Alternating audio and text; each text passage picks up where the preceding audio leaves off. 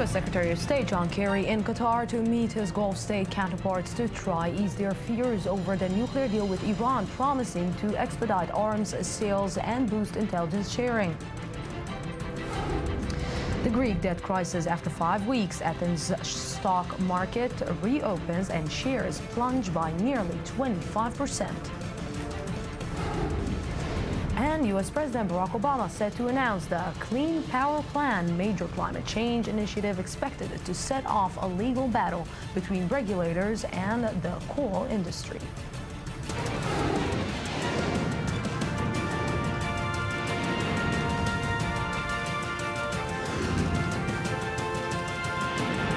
The News Today with Lucy Aharish.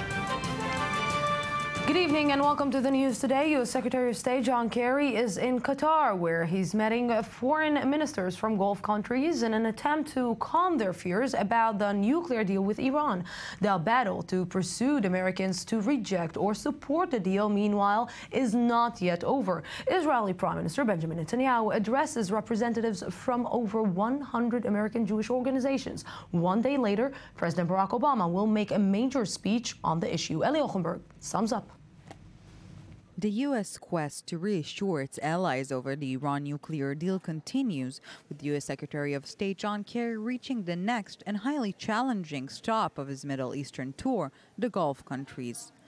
Kerry met Monday his Gulf Arab counterparts in Qatar, aiming to ease the concerns of the Sunni-ruled Gulf Arab states who feared the increasing influence of Shiite Iran in the region. We affirm the position of the GCC countries to spare the Gulf region any dangers and threats from nuclear weapons, with the recognition of the right of the nations of the region to use nuclear technology for peaceful purposes in line with international rules on this issue.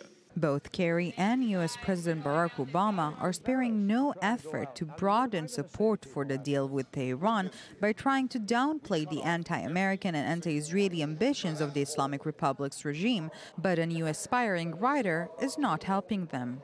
According to a New York Post report, Iranian Supreme Leader Ayatollah Ali Khamenei has published a new book named Palestine, in which he outlines his argument on why Israel must be wiped out and his method for achieving this. In the 416-page-long book, Khamenei calls Israel a cancerous tumor and an enemy for many reasons. The first, for being an ally of the American great Satan. He said his plan to replace Israel with a state of Palestine would promote the hegemony of Iran while removing the West's hegemony from the Middle East. Someone who is unlikely to enjoy the book but will probably make great use of it is Israeli Prime Minister Benjamin Netanyahu, who is stepping up his attempt to foil the Iran deal. On Tuesday, Netanyahu will state his case once again in a live webcast targeting representatives from over 100 Jewish organizations all across North America.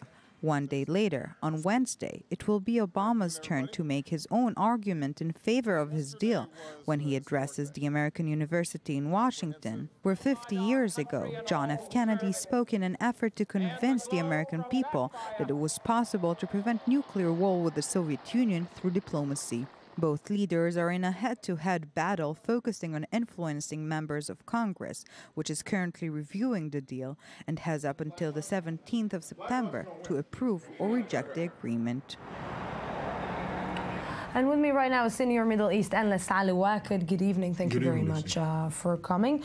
Ali, we saw that basically maybe they were afraid, the United States was afraid from what the reaction will be from Saudi Arabia.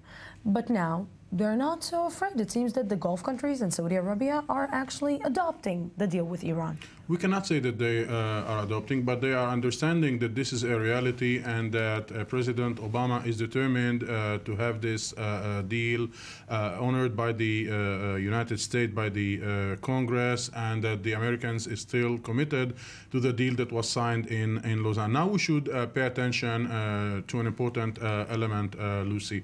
The Israelis are concerned concerned by the possibility that Iran will try to cheat the international community and to maintain some of its nuclear program. The Saudis and the Gulf countries are less concerned from this perspective. They do believe that the international community will inspect in a very significant way the nuclear program of Iran. They are afraid that the money that will come from the lifting of the sanctions will endorse Iran hegemony in the region, and this is the main concern of the Saudis. And this is why today in Qatar, some of our sources are talking about a package deal between the Gulf with the Americans and the Russians, paying to the Saudis by the Yemenite money and trying to absorb the fact that Bashar al-Assad will be part of an interim period in Syria. We are less talking in this visit about the Iranian nuclear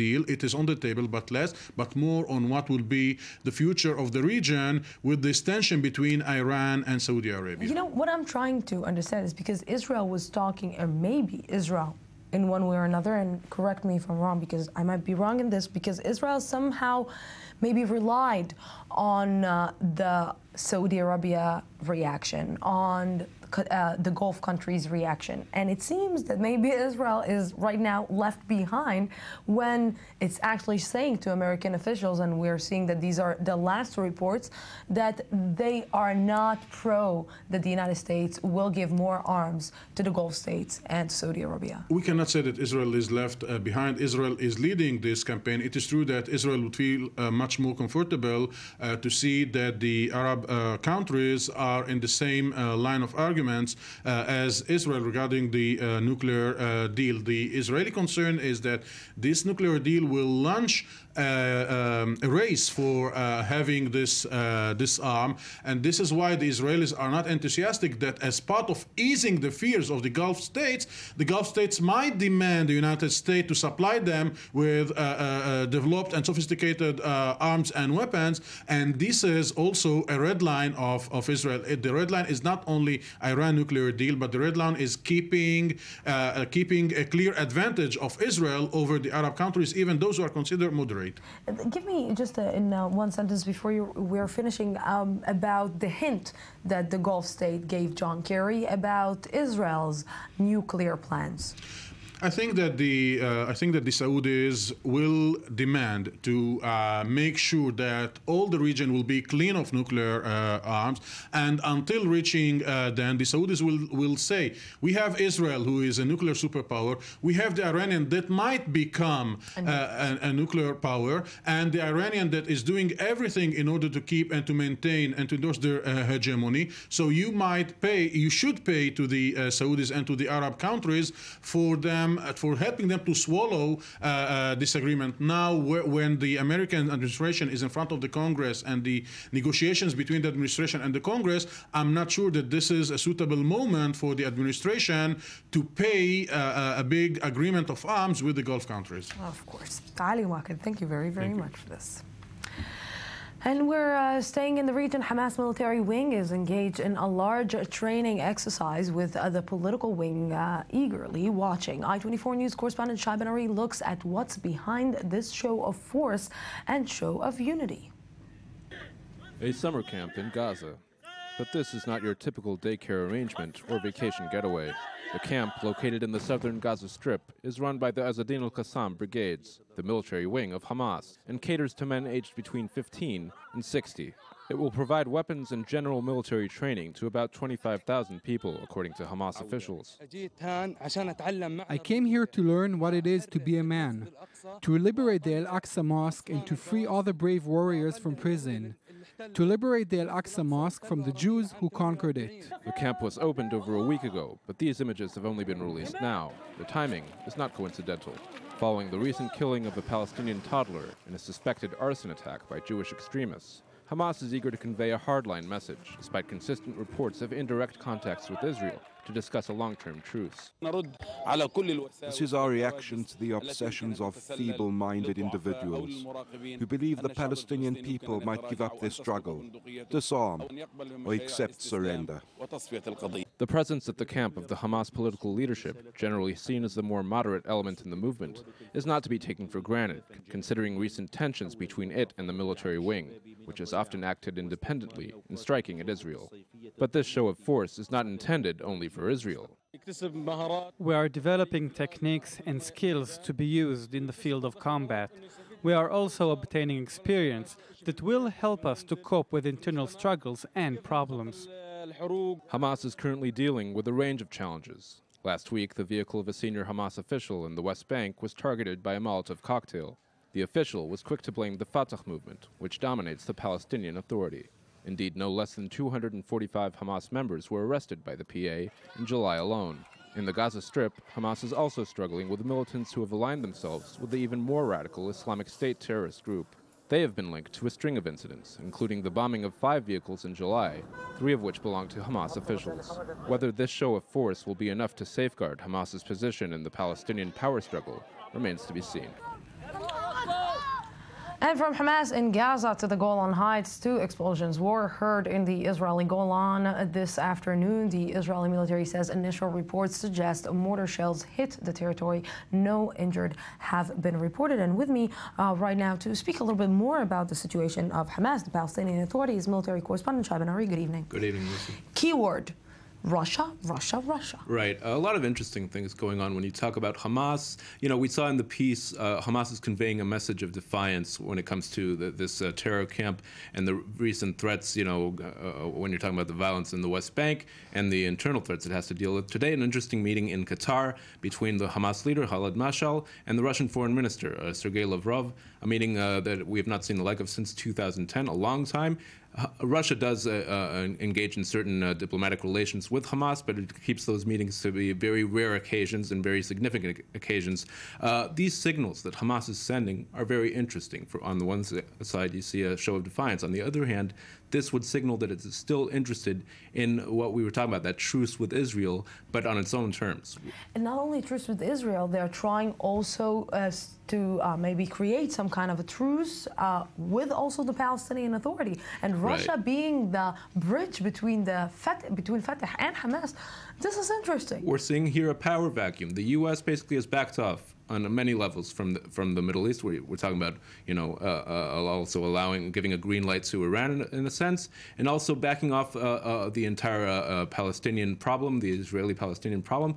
Into that vacuum come other powers. For example, Russia, also Saudi Arabia. We mentioned a few weeks ago the visit of Khalid Mashal to Saudi Arabia, also a very rare occasion. And also you can talk about the warming of relations between the Saudis and the Russians. So you're seeing a whole new network of relationships, not exactly new, but a very significant one. If we're looking right now at the current situation in the Palestinian Authority, and I'm trying to understand what is happening exactly there, the balance of power between Hamas, of course, the Palestinian Authority is trying to, let's say, contain itself and contain the problems inside the Palestinian Authority, not give Hamas too much power. But what is happening concerning the Gaza Strip? Because the people in the Gaza Strip are not seeing a lot of help from the Palestinian Authority. No, the Palestinian Authority, despite certain agreements reached with Hamas, does not have any de facto power on the ground still in Gaza Strip, despite all sorts of agreements in the unity government context, where the Palestinian Authority was supposed to start handling, you know, the terminals, the entrances into Gaza. That has not happened.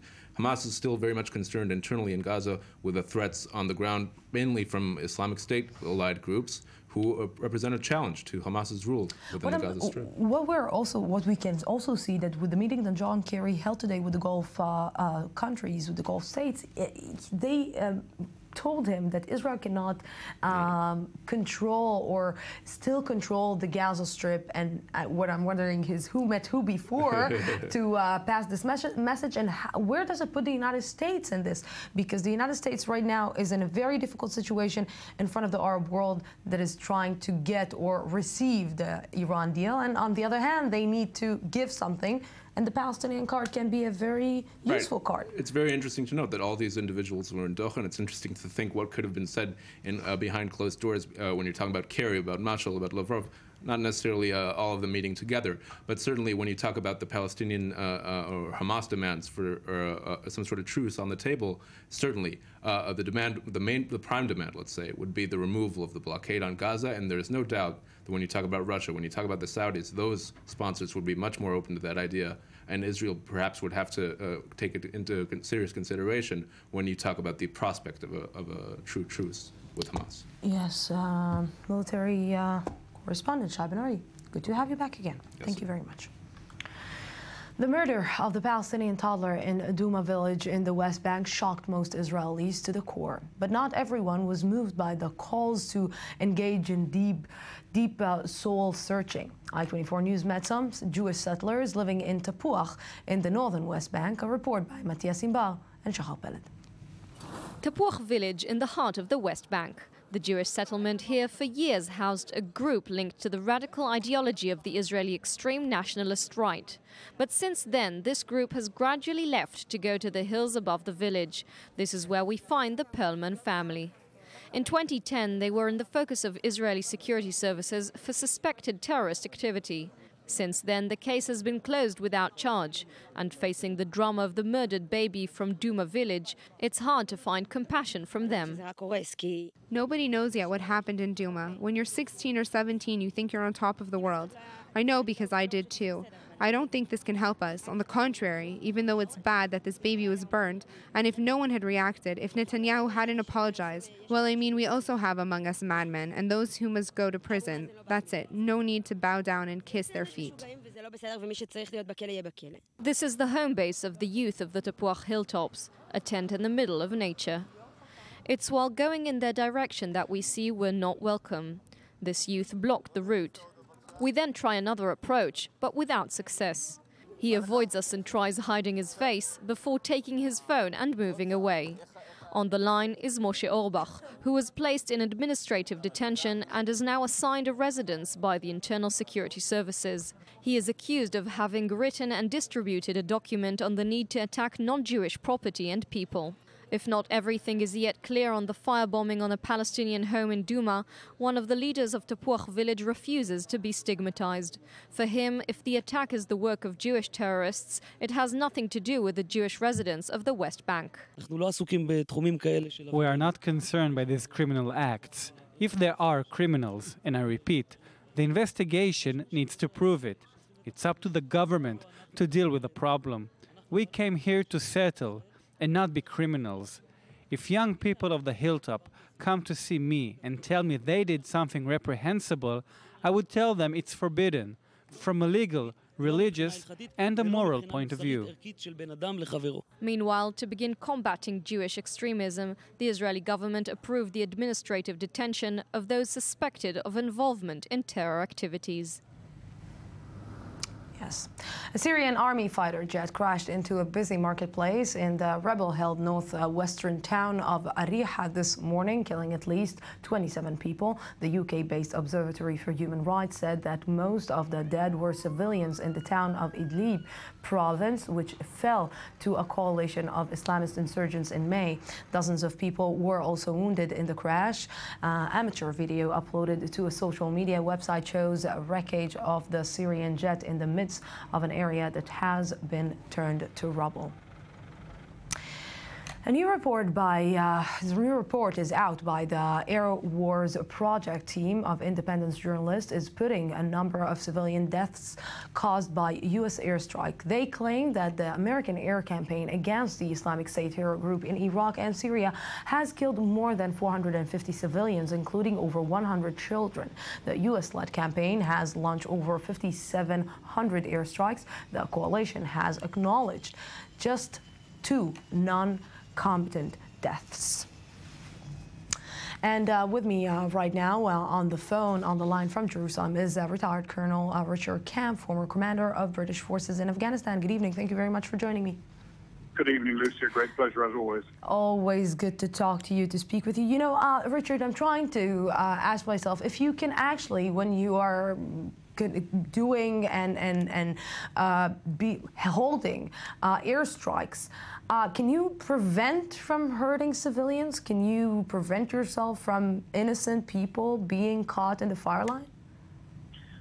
only if your enemy is isolating himself from the civilian population. And of course, most of our enemies around the world today know very well that there's great value to be had by inflicting civilian casualties. So they don't tend to isolate themselves. And of course, the way the Islamic State operates, they're certainly not isolating themselves on the whole from the civilian community. So if you're going to stand any chance of effectively killing your enemy and destroying his equipment, as we must do with the Islamic State, then civilian casualties, collateral damage, as it's sometimes referred to, is an absolute inevitability in the same way as it is in any conflict that a Western army will fight. You know, a lot of times you sat here in the studio and I ask you, it doesn't look good in the international community because once you see civilians are dead, once you see children, women, when you are in a war, either way, it doesn't look good. The United States might find itself at the end of this process, or maybe at the end of this war, facing some hard, let's say, claims of crimes against humanity? Well, there's no doubt some people will claim that that's the case, but of course, killing innocent women and children and innocent men, although it's tragic and it should be avoided, of course, whenever possible, is not a war crime in itself, because I have no doubt whatever that in the same way as the IDF take extreme care to minimize the loss of civilian lives, for example, in their operations in Gaza. I've no doubt whatever the United States and the allies that are carrying airstrikes, including the British Air Force, are taking similar measures. They're doing everything they can to minimize civilian casualties, and only if they decide that, even if they are likely to inflict civilian casualties, that the military objective of doing so, the military gain, compensates for that loss. It may sound callous, but Colonel, why am I asking you this, Colonel Kemp? Because you just mentioned Gaza, and you were sitting here. One of the sit-ups that I'm talking about is, well, Operation Protective Edge, and of course, the international community condemned Israel, and the United States condemned Israel for the killing of civilians. It's the same situation, only in a different place. So what is the difference? It's exactly the same situation, and it's the same situation in Yemen, where Saudi Arabian airstrikes have killed, according to reports, have killed at least 50% of the total number of casualties have been innocent civilians. But the difference is, we're talking about Israel and we're talking about the rest of the world. There's a knee-jerk reaction to anything Israel does, which is that it's wrong, and you will get countries, including Britain, the United States, and other Western countries, who are extremely critical when Israel kills innocent civilians, unavoidably in Yes. pretty much every case. But they're not critical of other countries doing it. There's very, very bad double standards being applied here. Exactly. You said the words, double standards. Thank you very much, Colonel Richard Kemp. And we're going to Greece. Greece's stock market reopened today after a 5-week closure due to the debt crisis and capital controls imposed by the government to save the country from exiting the euro. What's ahead for Athens? Ayman Siksik has the latest. A deep recession in the near future. This is the likely outlook for the Greek economy as the country's shares suffer the worst ever one-day fall. The stock exchange had so far been closed for trading for over a month. But it fell today 23% in value, and financial shares were hurt by up to 30%. The banking sector was hurt the hardest, with the National Bank of Greece, the biggest in the country, going down 30%, reaching the daily volatility limit. This was the biggest one-day fall for the country's banking sector in history. Greece's banks have seen deposits severely depleted as Greeks withdrew their euros for fear the country would exit the eurozone. The 3-year low signals a relapse to 2012 numbers for the stock exchange in Greece. But how did Greece get here? In June, trading was suspended as part of capital controls aimed at stopping a depletion of euros that threatened to collapse Greek banks. Greece later agreed to a European bailout deal designed to prevent its exit from the eurozone. But many see the deal as a temporary solution to an ongoing problem. In my opinion, something has to be done so that the deposits return. The money that they have hidden in trucks and buried in fields, this is the issue, so that the people's trust can be restored. So what's next?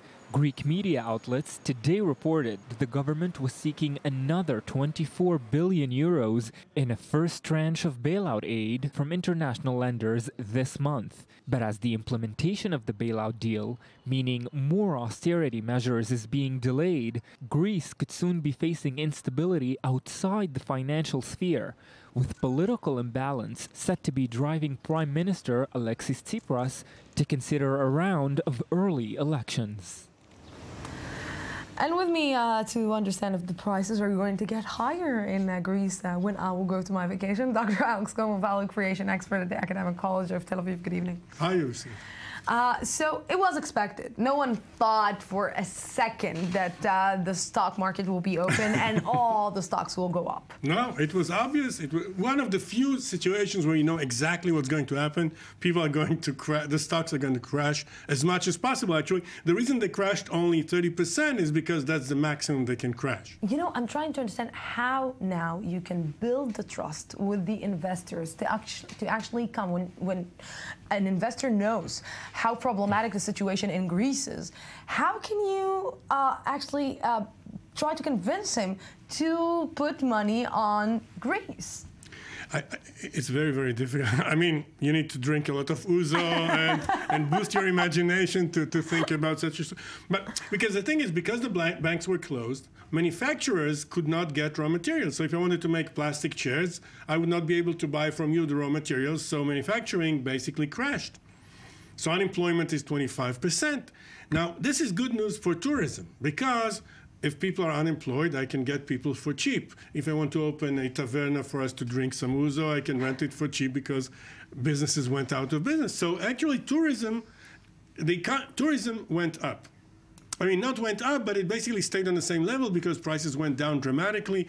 Airline tickets. Because Greece, you know, of course. So, right, so everybody, but now eventually somehow the teeth of the economy actually are starting to bite. So airline tickets from Greece are now £181 versus 335, so much cheaper. And so if Merkel wants to get some tan, she would go to Greece beach. I have right now an image in my head. I'm sorry.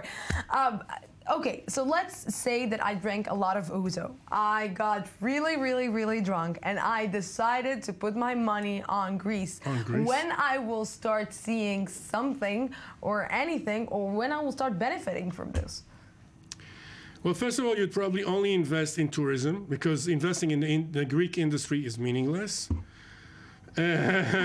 You see, the tool that we invented that exists in the stock market is actually called short. And short is what you do when you expect stocks to crash. Of course. So that's when you go into overdraft, and when things crash, that's when you're happy. So I would assume that many, many people are shorting Greece. Yeah.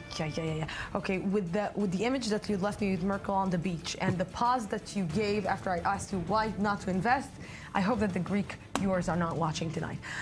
Thank you very much, Alex Cohen. We're going out for a small break, 2 minutes, and I'll be back.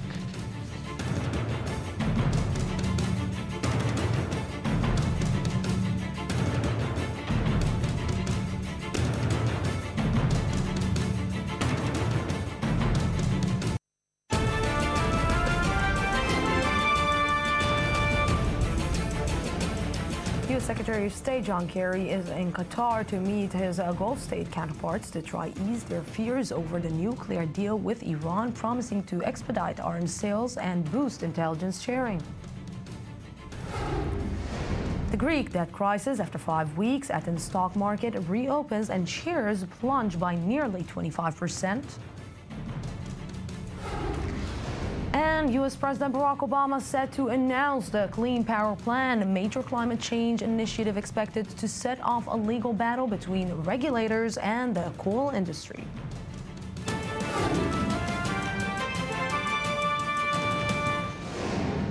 Welcome back to the news today. A new study out today reveals glaciers worldwide have shrunk to levels not seen in 120 years of record keeping. Over 1 billion people are affected, especially in Asia and South America, who get more than half their drinking water from seasonal melting of snow. And meanwhile, U.S. President Barack Obama is unveiling a major new plan to combat climate change. Gabi Tartakovsky has more. In what might prove to be another defining moment in his final term in office, U.S. President Barack Obama is set Monday to unveil a comprehensive plan to tackle climate change. Among the plan's focal points are substantial cuts in carbon emissions, with the aim of reaching 32% by 2030. Greenhouse gas emissions from U.S. power stations will be then cut to nearly 1/3. In a special White House video, President Obama urged grassroots action in support of the government's new plan. If you believe, like I do, that we can't condemn our kids and grandkids to a planet that's beyond fixing, then I'm asking you to share this message with your friends and family. Push your own communities to adopt smarter, more sustainable practices. Obama's initiative comes as France is preparing to host the UN Climate Change Conference in December. Expectations are high as organizers seek to finalize a broad universal agreement on climate change for the first time in over 20 years of UN talks. I think in December, as in 1789, when the French Revolution sparked huge hopes for many in the world, history will be written in Paris, this time for the future of the planet. Global warming remains perhaps the one cause which nations worldwide can unite on and possible even solve. And with me right now to discuss a little bit about American politics is Professor of Political Science, Dr. Hani Zbeda. Good evening. Good evening, Lucy. Good to have you here.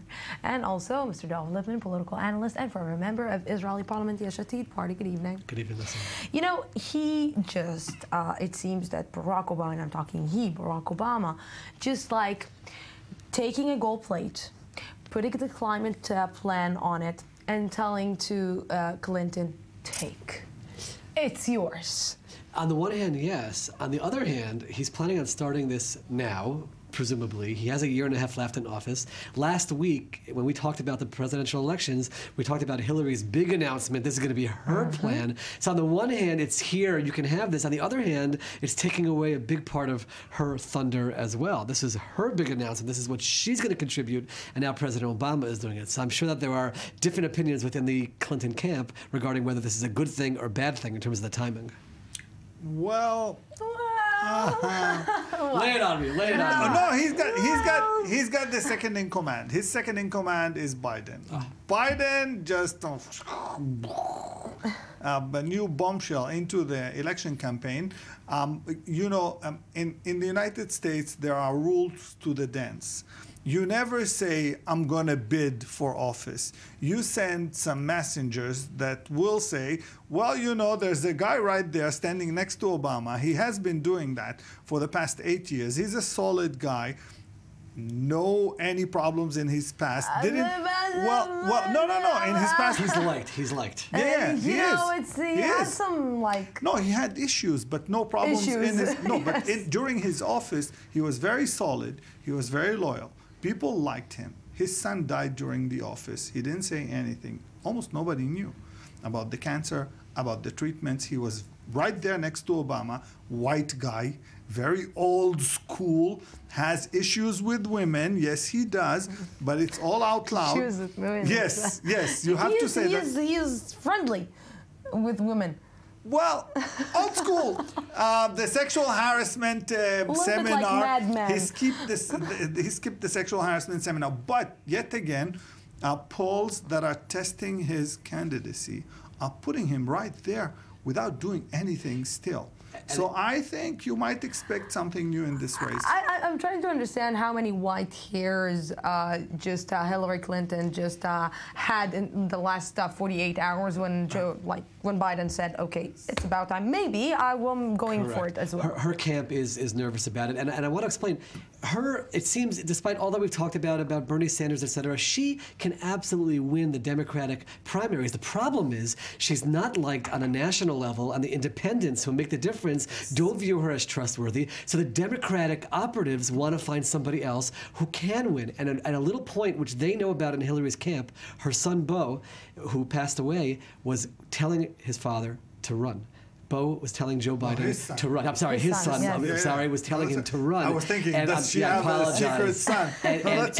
And that's something which could be a big part of the factor as well. If his son, as he's dying, says, I want you to run for president, that could push him. And can as the professor said, can I be a little bit cynical, like a journalist? for like cynical journalist, because come on, just to bring the dead son on the table, like what? This is going to actually affect, because it will affect the Americans. You know, if his son asked, so of course we will vote for him because his son asked. He's a family guy. I'm sorry that I'm sounding really cynical. He lost his wife. Americans love these kind of stories. It works. It works. It literally works. Now, there's an issue with Hillary, which we're kind of like in Israel. Too cold? No, that's not the issue. She passed. The computer usage. Oh, okay. This is going to be hurtful. It's going to come up. No, this is going to be painful. Here in Israel, nobody really understands what we're talking about. I really don't understand. Okay, so let me explain. How severe is it that... Extremely severe. Exactly. Extremely severe. But she had a Gmail account. No, that's not it. She threatened state security by using her own computer from home with an unsecured connection to email important information that was confidential. And then deleting it and not submitting it. There's two parts to it. That's One the major is the issue. first step, Thank you. which is national security issues. And then step two, which is the lack of honesty and trustworthiness, which is something which the American people remember with President Clinton, Bill Clinton, and this is going to affect her electability at a national level. And the Republicans, are dancing on this? No, the Republicans are waiting. They want to see if Biden runs against her, if he's going to bring it up. If he's going to bring it up, all they're going to do is sit with their TiVo and just record. And then when the national campaign is going to come, if she's going to win, it's going to be plastered all over. They call it the Clinton pattern. And they lie and then they try to somehow cover it. There's an issue. The American people really views honesty as a major issue. And I want to say something. Joe Biden came to Israel for Ariel Sharon's funeral, and I was there at the Knesset. Not only was his speech masterful, the way he interacted with us, there's a certain charm and charisma and likability. We sat there, you couldn't not like the guy, and that's something which makes a difference. But really, the Republicans can really come up with or criticize or come up with any excuse right now with the really, really muddy situation that they're in right now? I believe right now, especially this week, the Republicans are going to start focusing on themselves. They have a debate Thursday night. 10 of the candidates will make it to that debate. Actually, today in New Hampshire, in Manchester, there's a get-together where 14 out of 17 are going to be there for sort of a mini debate. The one person who's not there, Donald Trump. He refused to show up because an editorial... He said, I don't know how to argue, I don't know how to debate. And he found an excuse that there was an editorial in the newspaper that's sponsoring it, so he's not going to be there. But Thursday night, he will be there. Today is an opportunity for the candidates not to have the circus and to actually talk about some issues, but they're going to focus on themselves right now for the near future. You know, it sounds like a beauty pageant. Well, that Donald Trump is arranging. People from the outside of the American system, it might sound like or looks like it, but the Democrats are doing exactly what the Republicans will do. They're sitting with their TiVo and recording everything that Trump is saying and what he's doing to the other Republican candidates. Let me put that on the table, and this is important. This is a no-incumbent race, which means an open seat. For the last 4 terms, we had a candidate running. We had George W. running in his midterm, and then open seat, Obama won, and then now again open seat. And the Republicans see that as an opportunity. The problem they have right now is Donald Trump is messing up everything they would like to see. The guy is throwing bombs and nuclear bombs into their campaigns because everybody else needs to react to his polls and his numbers, so they're going more extreme, and the guy is driving everybody crazy. They would have liked to see a very... reminds me of certain elections. Yes. But polling-wise, NBC, Wall Street Journal poll, most recent poll, Donald Trump is winning the field with 19, followed by Walker at 15, Bush at 14. He's winning, and it lasted a lot longer than we sitting around this table thought that he would. And there's something that he's pulling at the Republican base, and it's going to be fascinating to see how it plays out. I really wish that we won't bring Trump on the table because I didn't want to give him another stage. But let me just say that Jeb Bush is doing what the Republicans wants him to do. He is collecting tons of money. Yeah. The moment comes, he's going to split the money on 2 states, and he's going to demolish Trump in these states. That's what he looks for. And that's where the Bush-Clinton race is going to come, because that's where the money is. I love the fact that you're like all over the place today. Thank you very much. Good to be here. Thank you. And we're going to something on a different note. On June 19th, the Church of the Multiplication on the shores of the Sea of the Galilee was torched by Jewish extremists in an act once again motivated by religious hatred. Hundreds visited the site to show solidarity, and a crowdfunding campaign aimed at raising money and awareness was launched for the restoration of the church. Here's more from Michal Divon, who visited the church last week. אם אנחנו יכולים לשרוף, אנחנו יכולים לבנות. היהדות יכולה להיות סימן להריסה, היא יכולה להיות סימן לבניין. On June 19th, 2015, two accused Jewish extremist youth set fire to the Church of the Multiplication, located on the shores of the Sea of Galilee, a clear act of religious hatred. We were sleeping, and then Brother Jonas came running in our apartment, screaming, "Fire, fire!" We never thought that there will be some extremists doing something like this and fire attack. Following the arson attack, leaders across the religious and political spectrum came to the church to express solidarity. And a crowdfunding campaign led by Rabbi Alon Goshen Gottstein was launched to pay for the restoration of the church. By giving even a symbolic gift to the restoration fund of the burned church, you are expressing your voice of support for an alternative vision that opposes the vision of hatred that we see around us. The Church of the Multiplication is currently home to 6 monks and 8 volunteers. The site is believed to be the place where Jesus multiplied 5 loaves and 2 fish to feed 5,000 people. Yeah, this now was our reception. We had a desk here with the telephones, a computer, the fax, the copy machine, and then we had here a lot of files, a lot of papers. The reception room was completely burned down, but luckily, the prayer room itself was left unharmed. The ash goes in the roof, even in the next area. We had no fire there, but everything is black and destroyed because of the ash. 2 Israeli Jewish males, aged 19 and 20, have been indicted. 3 additional suspects will be summoned for questioning for assisting the perpetrators. According to Israeli police, all 5 suspects were driven by extremist religious ideology. Since 2011, 17 Muslim and Christian places of worship have been torched in Israel. Nobody has been indicted in any of the cases. They have to accept the punishment they have to receive according to Israeli law. But when they accept this, for us it's easy to say, look, we like to forgive you, and we will help you to change your life if you need help. And so from the very place where hate and destruction took form, religious leadership is planting new hope for the future. Michal Divon reporting from the Church of the Multiplication, I-24 News, Tabcha. Yes, and with me right now here in the studio is Rabbi Dr. Alon Goshen Gottstein, who is leading the reconstruction effort and founder and director of the Elijah Interfaith Institute. Good evening. Thank you very, very much for coming. Hello, Lucy. Pleasure to be here. Rabbi, in these days when the Israeli society is experiencing so much hate and so much lack of tolerance towards each other, how do these acts of yours are received in the Israeli society that maybe people are saying, why should you? Why are you going to help these people? Why are you going to help the other side, which is not Jewish? Just the contrary. There's a sense, there's a burden. There's a sense of shame, guilt. People feel they need to do something. The sense of relief that we're able to bring by allowing each and every person the opportunity to express their voice by supporting a campaign for a sane Judaism, a Judaism that doesn't hate, but a Judaism that collaborates, a campaign under the slogan of friendship.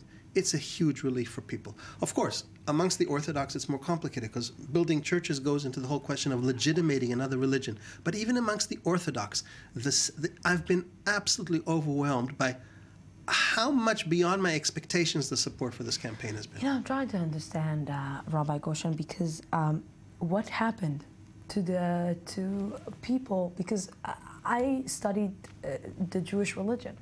I know how peaceful the Jewish religion is. How come it deteriorated to that? How come people, in the name of God and in the name of land and in the name of religion, are allowing themselves to burn churches, to burn people, and actually to say that it's okay? We're talking about a very small fringe. I'm always careful about these statements, Judaism is a peaceful religion, because the truth is, in my view, all true religion is peaceful, and all religion has good parts and bad parts. So we're talking about the degree and the circumstances under which the good parts prevail or the bad parts come out. I would say that under extreme situations of disenfranchisement, feeling beleaguered, strong identity issues and nationalism, all our religions have the capacity to become quote-unquote bad. What we see with those two boys that we just saw now in the report that Michal prepared is really a fringe group. It's Kahana. It's motivated by Kahana's grandson. These people really are at the absolute extreme. You're talking maybe 200 people, but it takes one wrong move, and everybody has to somehow explain, justify, or distance themselves from that move. There is the potential for every religion to go wrong, but the potential for good is far greater, and I would argue that not just for Judaism, but for all religions. Of course, and you know, I'm asking myself, should we, start re-educating the new youth for more tolerance? Because I don't remember in my time, I'm 34 years old today, I don't remember that I was educated. No, it's like today, like in these days. But, you know, I don't remember that I was taught to hate, or I was taught that my religion is better than the other.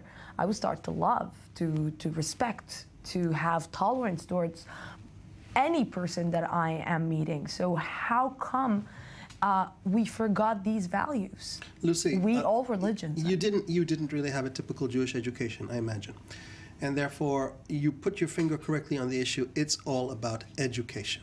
Now, in our tradition, in the Jewish tradition, there are voices that recognize Christianity, voices that oppose Christianity. Those voices that oppose it, consider it idolatrous, put a magnifying glass, put the sun's ray, and suddenly through that magnifying glass you start a fire. You have to bring in the other voices. The success of our campaign was that we were able to bring leading rabbis to introduce a new discourse within the religious community saying, you think it's so obvious that Christianity is idolatrous? We're going to tell you. And suddenly all these positions in the Jewish literature affirming the validity of Christianity, affirming the validity of other religions, come out. It's very easy. There's a kind of ghetto mentality, especially when you're living in the territories and you're constantly embattled in relationship to the Palestinians. So these are the enemies, and they're the enemies, and the other are the enemies, and we're a small enclave. And then with that kind of radicalization, you find in a situation where you bring out the worst from tradition and you magnify it. What you need is education to bring out the other side. Rabbi Alon Goshen Goldstein, thank you very, very much for this, and may your voices be much louder than these minorities that we're Let me just ask you one question, Lucy, which is, do the viewers of this show know how to support this crowdfunding campaign? No, but please, you can do so. Good. I think the importance of being on this particular show is the opportunity to let everyone know that anyone, wherever they may be, has the opportunity to support the crowdfunding campaign. And we have your website right now on the screen. This is not ours. This is the website of where you can support it. Even a token gift allows you to express a vote for a sane Judaism, whether you're in Israel, whether you're abroad, whether you're Jewish, whether you're non-Jewish. Vote and support the kind of religion of love, tolerance, acceptance, Lucy, that you just spoke about. That's what we need. Rabbi Dr. Alon Goshen Goldstein, thank you very, very much for this. Pleasure, Lucy. Thank you. I-24 News correspondent Ori Shapiro brings us the moving story of the truck driver from Luhansk, Ukraine, who, along with many others, was dragged into a vicious cycle of violence in the region until he found a safe haven in Israel. He decided to stay anonymous, but shared his story with us. From his new temporary residence in an absorption center in the Israeli coastal city of Ashdod, A can see the beach. Nothing about it reminds him of the horrific views he saw on a daily basis in the embattled Ukrainian district of Luhansk. I don't see a future for my children in Ukraine. Right now, I hope that things will work out for me here in Israel. Last week, A arrived in Israel with 161 new immigrants from Ukraine as part of the International Fellowship of Christians and Jews.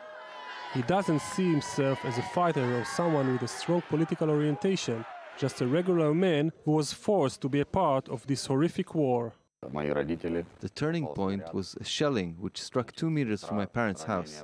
My sister was wounded while trying to save her baby son. The house ceiling collapsed and the door was blocked by wreckage. A, who was a truck driver, had to evacuate dead bodies as part of his job. At one point, he had to put 137 bodies in a trash can.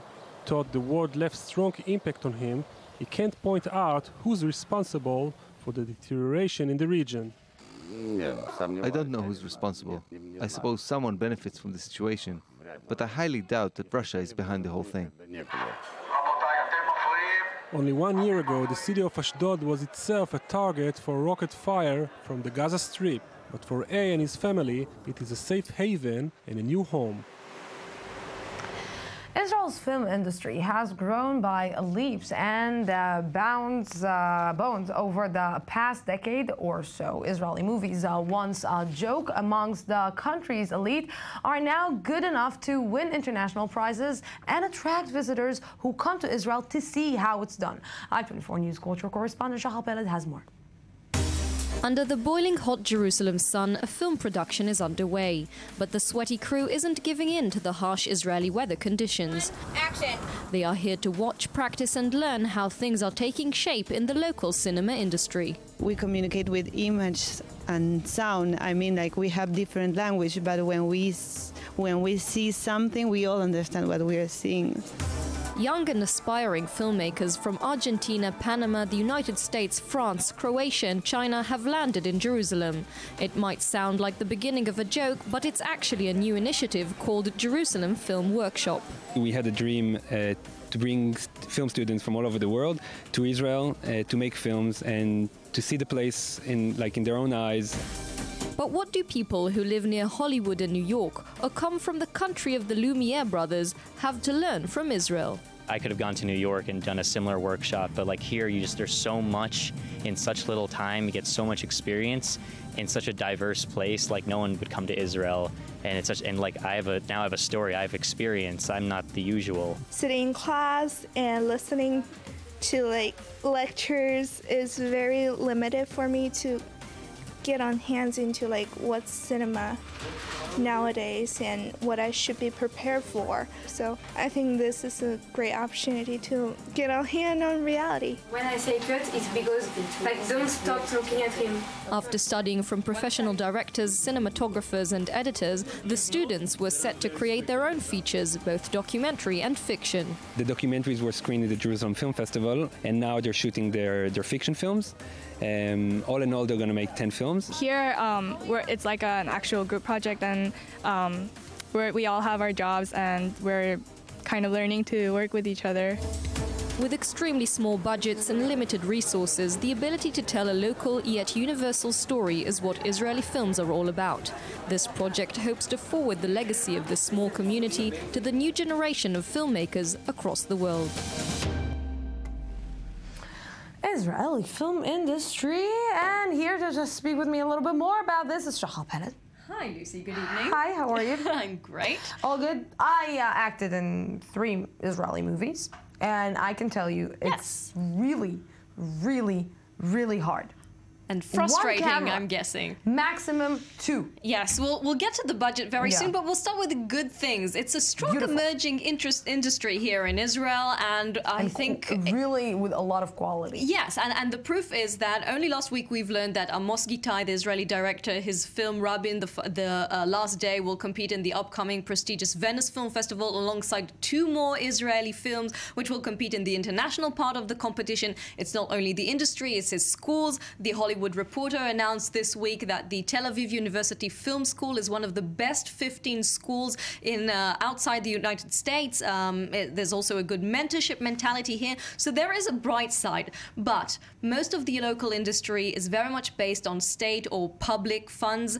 We're talking about $20 million annually for the entire industry. $20 million is about a third of a budget of a very small Hollywood film. In Hollywood. And yes. yet, despite the small budgets, the stories are plentiful, and this is what is important. Gal Greenspan, the producer whom we've spoken to in the report, he is the producer of the very successful Israeli film The Youth by Tom Chauvel, which won numerous festivals across the world with a very, very low budget. He also gave an example of Ida, the Polish film, which won Best Foreign Picture this year.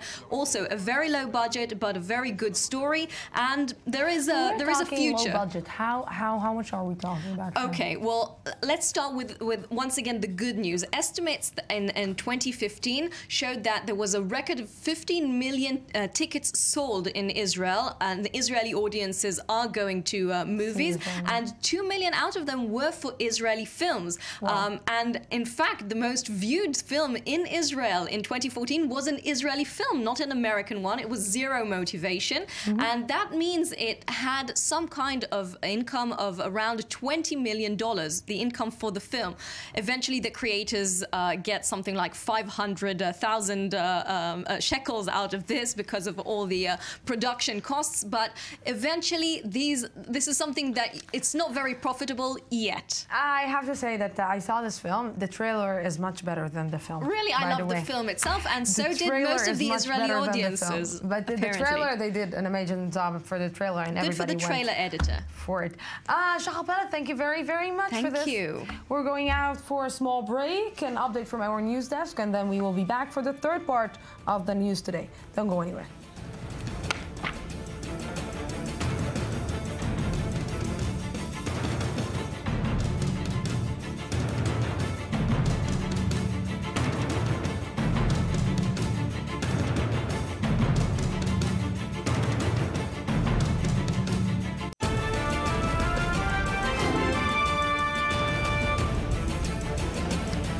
Welcome back to the news today. The last few months in the Israeli society maybe are what we are all experiencing is some kind of a deterioration in the behavior or what is happening to the Israeli society. Our correspondents here in I-24 News during all these months captured and were reporting about the recent situation, and I brought them here today to speak about their own experience about what is happening inside Israel and with the neighbors that we have here in the region. And with me tonight are Ayman Siksik, good evening. Good evening, Lisa. Shai Ben Ari, good evening. Good evening, Lisa. And Jaffa Port, good evening. Good evening. You know, just like to do a small summarizing about what happened the last few weeks. The Gay Pride Parade attack, the burning of church, the burning of the baby, the burning of Mohammed Abu Khdeir, the war, Operation Protective Edge, the extremism that we are experiencing in the Israeli society. And from your own perspective, you are reporting on this each and every day. How do you feel about this? Because we are all part of the Israeli society and we are seeing what is happening. And there is a big red sign that it seems that maybe in the government, maybe the Israeli government is not paying good or great attention to a Chacham. Lucy, I think we hear the headline Third Intifada so many times over the recent years, but I feel there's a sort of indifference coming from the normal, sane voice within the Israeli society. People are fed up. They feel that going out and demonstrating is not enough anymore, whether it's because of the cost of living, the gas prices, or discrimination and violence. They feel that going out to the streets and trying to make some kind of change and bring about a change isn't helping anymore, and this creates some kind of frustration that there's no way to expose it or say anything that would create some kind of change, and this is growing more and more frustrating among the sane voices whom we see going abroad, leaving the country, closing themselves in their homes, writing a bit on Facebook, but not actually creating a change. And I think this is one of the great dangers. In a society that is relied, the Israeli society is, let's say, this is the army of the people. It's relied on security. Every single thing, every aspect, we're examining it from the security point of view, because Israel is the only democracy in the Middle East. Israel has a lot of enemies around it. And it seems that this is the excuse for everything, because people wants to, are the enemies outside, wants to kill or demolish Israel. It seems like it's a good excuse for the Israeli society, or let's say not the majority, but maybe a minority in the Israeli society, to say what it wants and to act how it wants. Certainly security and you know, the notion of security justifying all sorts of measures taken by the government, that's a dangerous, slippery slope. And these questions come into focus lots of times in Israel, especially when you talk about stuff that has been in the headlines recently. For example, administrative detention. These are the kinds of questions that Israeli society has to face all the time. How often can you use these measures, which are, at the end of the day, very extreme, to put someone in detention with no trial for an undefined period of time. We're now seeing that it's actually being used against people who can be defined as Jewish terrorists. This has been used before. It's not the first time. Usually it is used against Arab suspects.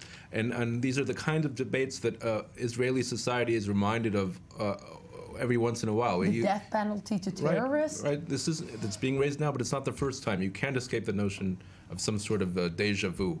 You know, we always find ourselves in the same situations again and again. Even the stabbing at the gay pride parade, that has happened before. It's the same individual who did it before. I want to look with you, Ayman, about the situation of the Israeli Arab society here. You are an Israeli Arab. You're experiencing this from all kind of aspects, as a journalist, as an author, as a citizen in the state of Israel. In the last few years, there is something different. There is a feeling that is going to the extreme lack of tolerance between the two sides, between the Jewish side and the Arab side inside Israel, is just even getting to, let's say, levels that I don't remember it. I don't remember it growing up like that. Well, we've seen it certainly during Operation Protective Edge, when there were marches for the first time, I think, that I can remember in my lifetime, in Jerusalem, calling death to Arabs. We didn't hear any official condemnation of this. But this, for me, I think, as an Arab citizen of Israel, this started way before, around the year 2000 in the October riots, when for the first time, when Palestinians inside Israel identified with what was going on, in the Gaza Strip, there were clashes between Israeli police and Arab citizens of Israel. I think this was the first point where relations between Arab Israelis and the state authorities broke for the first time. And in an ironic way, Israel has since, as a state, pushed Palestinians within Israel or Arab citizens of Israel to identify more with their Palestinian heritage because they feel estranged from the Israeli state. You know, I wanted to take you to the social media part of it, because the social media played a big role in what is happening all around the world, and specifically what is happening here in Israel. And seeing the campaign in the last few weeks of Jewish adding death to Arabs to their names, and Arabs adding death to Jews to their names on Facebook. This is another phenomena that is actually, again, just steaming up the entire situation. And there's no anonymity anymore. People are adding this to their name and to their faces, and they are proud of it. And I think this is the point where we see there is no deja vu, because if we take the 2000 Intifada and this notion that things are repeating itself, social media wasn't there back then. And now we can see the mass, the crowds, the hatred piling up in social media, and not only social media. If we focus on media itself and the religion part of the media, only today one of the local outlets, which is religious, a media outlet, just took the word abomination out of the report of the gay pride victim, saying that if the parents would look in Google, it would be inappropriate for them to see the word abomination next to their child. But they do believe this is an abomination. And the media and social media gives so much stage to these words of hatred. And this is a different debate, the freedom of speech and this freedom of hatred and violence. Exactly. I think what's changed is that racism is not something to be ashamed of anymore. It's somehow become something that is part of being a patriot. You're seen as a patriot if you're more racist. And this is only, to pick up on Shachar's point from before, this is only another variation. The rift between Arabs and Jews is another variation of the rift between left and right, which is becoming more and more extreme within Israeli society. Left and right are defining themselves by ostracizing the other side. And we are always talking about the limits of democracy. We're always talking about, should a democracy be limited when it gets to this point, when it gets to racism, when it gets to people are losing their shame and not being ashamed of being racist. It's a very interesting challenge, because I think you're very right that the problem is magnified by the presence of social media and the internet. These are discussions or discourse, that would maybe happen behind closed doors in the past. You'd have all sorts of racist comments made in family dinners in certain contexts. Now they're made in a somewhat public context, and you see very unhealthy elements within your own society. This is not only an Israeli problem, but with the challenges that this society faces, and the amount of racial tension, ethnic tension, the different groups that exist in a very small area, you see a discourse that is not healthy. But the question is, can you prevent it? Can the government do anything, both on a technological and a legal level, to prevent this kind of discourse from getting out of hand? I'm not sure. I'm not sure you can go and say, well, don't say those things on the internet. That has all sorts of ramifications in the other direction. I just, before we're finishing, I want to ask you, are you optimistic? I actually am not. I still believe it's a vocal minority, but I think it's very vocal, and those who are left-wing feel that they would be called traitors just because they are left, and those who are right-winged believe they are patriots, and that's why they will become more vocal and less liberal. And I feel like we're going less and less liberal in the region. Entirely. Well, I practice a more safe kind of optimism. I think it will get better, but unfortunately, I think we have to learn, and it will get worse before it gets better, unfortunately. Unfortunately, I would say that, often it's ignored. Nobody ever promised us peace or security or any of these good things. It's really written nowhere that these are defined as the ultimate determinist goal or destination. We cannot assume that is the eventual outcome. We have to do our best, no matter what, to try and improve the lives of all sides involved here. But we cannot count on any sort of determinist outcome, though. I-24 News correspondent, thank you very, very much for having this conversation with me. And we should continue doing the job. You should continue doing the job that you're doing, because you're doing an amazing job. Thank you very, very much. Thank you for this. So, something else. Some may say that it's every mother's dream to have her child grow up to become a doctor. In the northern Israeli town of Arabe, there are a lot of very happy mothers, as Nisreen Ibrahim and Ayman Siksik explain. Every year, the estimated 24,000 residents of the Lower Galilee Local Council of Arabe celebrate the return of tens of their neighbors from medical schools. Some travel outside the country to complete their studies. Few of them, though, ever thought their town would one day have the world's biggest number of doctors relative to their population. There are restrictions on Arab citizens for enrolling in medical schools in Israel. Some of them have to do with age limits in the country. Among the foreign countries most chosen by Arab citizens of Israel for completing their medical studies, Romania is likely the most popular, especially for those originating from Arabe. We choose Romania for our studies because it's part of the European Union. It allows us to have internationally recognized diplomas. The exams we take in Romanian are accepted throughout Europe. According to official data from the OECD, out of 100,000 students who enroll in medical schools around the world each year, just over 11% complete their studies. In Israel specifically, the number of those who graduate from medical school stands at just under 4%. The medical students from Arave are divided in two. Those who leave for Romania without trying to enroll in an Israeli school, and those who take the preliminary exams in Israel but are less successful, so they turn to studies at a European country. But Arabe alone is home to 150 licensed physicians, a ratio of over 6 doctors for every 1,000 residents. However, socioeconomic data conducted across Israeli cities shows Arabe ranking rather low on economic stability, and it remains the least economically sound region in the Israeli north. And to finish with a smile, because a few people make me smile, and one of them is here in the studio. Yes, smile! Smile, yes. Jonathan Raga. Smiley, smiley. Smiley, smiley, how are you? I'm fine, how are you? I love sport because of you. That is a big, big compliment. Yes. So it's so nice to hear. Yes. Now I'm smiling. You see, you're Now smiling, I'm smiling. We can finish the edition right now. Yes. But we have 2.5 minutes. So let's roll on.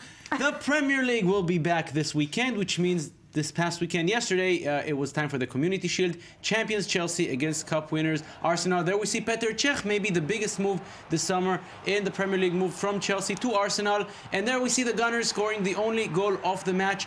For the first time in 14 matches, Arsenal manager Arsene Wenger beat Chelsea manager Jose Mourinho. This means we have a lot to look for this coming season. Arsenal, who were the best team in the second part last season in the Premier League, they have a lot to show against Chelsea. Wenger and Mourinho, they don't like each other. This will only fuel their hatred even more. A lot to look for. Petr Cech, first game in Arsenal was against Chelsea. A lot to look for in the Premier League. May the weekend already come. Maybe. Oh, okay, and let's talk about powerboating. Yes, powerboating. A new world record was set. A powerboating from Florida to Havana. It broke a record set 57 years ago. So you would think, wow, a record set 57 years ago. That was one hell of a record. Not really, because a few months after that record was set, Fidel Castro took over in Cuba, and no more speedboating was held between Florida and... This is sports. It's speedboating, and they boat and their speed. This is like got nothing to do with sports. No, it's speedboating. There's a lot of speed there. The new record, by the way, is 2 hours. The previous record set back in 1958 was 6 hours and a half, 6.5 hours. Good things from Cuba and U.S. relationship. Finally, skydiving, again a world record. 164 skydivers set a record. It's called the Flower Formation. 164 people. I don't know if you've skydived. I have 13 skydives to my name. They do this while skydiving at 300 kilometers per hour, and they set this beautiful flower formation. 164 skydivers synchronized 164 and doing it together. Beautiful thing. Big the flower formation. Jam upstairs. Yes. It's a good thing that no one else was there to drive around, skydive around. Speedboating is not sports. It is. It's not speedy. It's not sports. I will tell them. No world record. No, don't speed. That's it.